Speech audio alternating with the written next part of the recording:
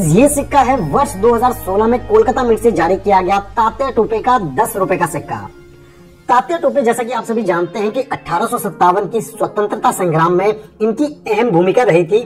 तो तात्या टोपे की 200वीं जयंती को कमेमोरेट करने के लिए भारत सरकार ने 2016 में जारी किया था 10 रुपए का ये सिक्का। आइए सिक्के की बेसिक डिटेल्स देख लेते हैं फटाफट से। सिक्के के ओवर साइड में आपको नजर आता है अशोक स्तंभ, जिसके नीचे नेशनल मोटो सत्यमेव जयते और उसके नीचे rupees symbol with denomination 10। Left और राइट में Hindi English legends Bharat India. Reverse side में अगर आप देखेंगे तो सेंटर में आपको नजर आता है तात्या टोपे का पोर्ट्रेट, जिसके नीचे है ईयर 2015 और यहाँ पे आपको कोई भी मिंट मार्क देखने को नहीं मिलता है, यानी कि ये कोलकाता मिंट से जारी किया गया सिक्का है। बॉटम में अगर आप देखेंगे तो English legend 200th birth anniversary of Tatya Tope और टॉप में अगर आप देखेंगे तो हिंदी लेजेंड्स तात्या टोपे की 200वीं जयंती। फिजिकल स्पेक्स की अगर हम बात करें तो इस सिक्के का शेप सर्कुलर है, ये एक बायोमेटालिक कॉइन है, स्टैंडर्ड वेट इसका 7.7 ग्राम्स है। तो फाइनली जहां पर मैं आपको बताना चाहूंगा कि तात्या टोपे का ये 10 रुपए का सिक्का कोई कॉमन सिक्का नहीं है, बट एक सर्कुलेशन स्ट्राइक रेयर कॉइन है। अब आप कहेंगे कि इसमें क्या खास बात है?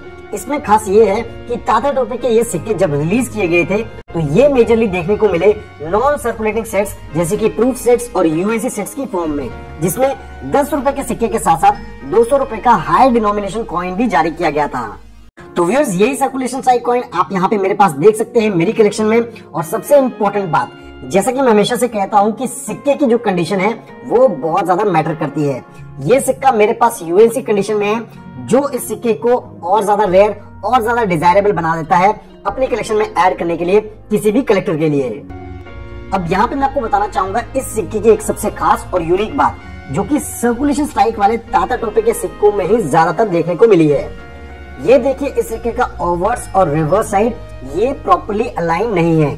यहाँ पे आपको नजर आएगा almost 6 o'clock die rotation error. ये रोटेशन आपको डिफरेंट एंगल्स पे देखने को मिल सकता है।